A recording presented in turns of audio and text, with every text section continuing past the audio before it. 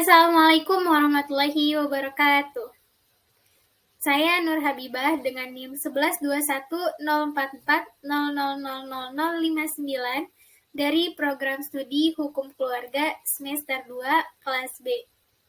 Nah, dalam video ini saya akan membahas tentang teori hukum sebagai ramalan oleh Mr. Oliver Wendell Holmes atau yang lebih dikenal dengan Mr. Owe Holmes. Video ini dibuat untuk memenuhi ujian akhir semester mata kuliah Pengantar Hukum Indonesia yang diampu oleh Bapak Nur Habibi MH. Yuk, langsung kita bahas apa itu teori hukum sebagai ramalan oleh Mr. Owe Holmes. Definisi ilmu hukum menurut Owe Holmes, beliau mengatakan bahwa ramalan-ramalan tentang apa yang sesungguhnya akan dilakukan oleh pengadilan adalah apa yang saya maksudkan dengan hukum, dan tidak ada istilah yang lebih megah dari itu. Menurut Mr. Owe Holmes, tugas hukum ialah untuk memprediksi apa yang dilakukan oleh organ masyarakat, khususnya pengadilan. Menurut beliau, hak dan kewajiban hukum tidak lain adalah ramalan-ramalan. Jika yang disebutkan dengan kewajiban hukum ialah prediksi tentang penderitaan apa yang akan ditimpakan oleh keputusan pengadilan kepada seseorang jika dia melakukan atau tidak melakukan perbuatan tertentu, maka demikian pula halnya dengan hak hukum. Dalam buku Owe Holmes yang berjudul The Path of the Law, beliau menjelaskan bahwa orang-orang ingin mengetahui dalam kondisi apa dan seberapa jauh mereka akan menghadapi resiko menentang apa yang jauh lebih kuat dari diri mereka sendiri. Dan oleh sebab yang menjadi urusan atau ilmu hukum adalah mengetahui kapan bahaya harus ditakuti. Dengan demikian, objek penelitian kita adalah prediksi. Prediksi tentang luasnya pengaruh dari kekuatan masyarakat atau public force melalui perantara pengadilan. Nah, maksud dari Mr. Owe Holmes tentang hukum sebagai prediksi itu, maksudnya adalah ketika sebuah hukum itu telah ditetapkan, maka telah jelas apa yang akan dialami oleh seseorang, baik itu jika ia melaksanakan suatu perbuatan ataupun meninggalkannya. Nah, misalnya gini, dalam Islam itu ada 5 hukum, yaitu wajib, sunnah, mubah, makruh, dan juga haram. Kita ambil contoh 1, yaitu wajib. Wajib adalah sesuatu yang jika dilakukan dia akan mendapatkan pahala, dan jika ditinggalkan dia akan mendapatkan dosa. Salah satu hal yang wajib yang sering kita temui adalah sholat 5 waktu. Nah, jika seseorang itu melaksanakan sholat 5 waktu, maka dia akan mendapatkan pahala. Jika dia meninggalkan sholat 5 waktu, maka dia akan mendapatkan dosa. Dengan demikian, seseorang itu sudah jelas nasibnya akan mendapatkan apa sesuai dengan apa yang dia lakukan. Jika dia melakukan sholat, maka dia akan mendapatkan pahala. Jika dia meninggalkannya, maka dia akan mendapatkan dosa. Nah, itu yang disebut dengan hukum adalah prediksi, atau hukum sebagai prediksi.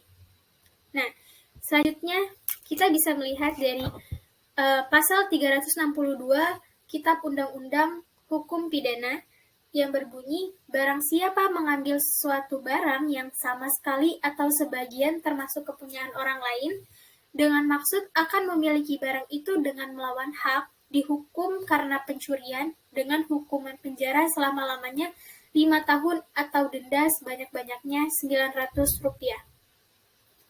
Nah, jika seseorang melakukan pencurian, menurut pasal tersebut, dia akan mendapatkan hukuman penjara selama-lamanya 5 tahun atau denda sebanyak-banyaknya Rp900.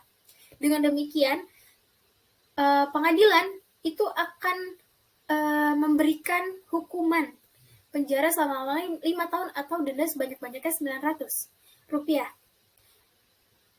Nah, dengan demikian, tugas hukum menurut Owe Holmes itu sudah terpenuhi, yaitu memprediksi apa yang dilakukan oleh organ masyarakat, khususnya pengadilan. Jadi, hukum itu sudah memprediksi bahwa orang yang melakukan pencurian, maka pengadilan akan memberikan hukuman, yaitu penjara selama-lamanya 5 tahun atau denda sebanyak-banyaknya Rp900. Akan tetapi, definisi hukum dari Holmes sebagai ramalan tentang apa yang sesungguhnya akan dilakukan oleh pengadilan itu jarang sekali memadai di dalam kasus-kasus di mana pengadilan bertindak sebagai pembuat undang-undang dan membuat hukum substantif bagi kasus yang ditanganinya tanpa terikat oleh hukum substantif yang telah ada sebelumnya. Menurut mereka tidak mungkin untuk memprediksi sampai derajat probabilitas yang masuk akal tentang apa yang akan dilakukan pengadilan ketika bertindak sebagai pembuat undang-undang. Seperti juga tidak mungkin untuk memprediksi sampai derajat probabilitas yang masuk akal tentang hukum apa yang akan ditetapkan oleh sebuah organ legislatif. Nah, Cardozo mencoba menafsirkan kasus ini sebagai kasus di mana prediksi hanya mencapai derajat probabilitas yang paling rendah.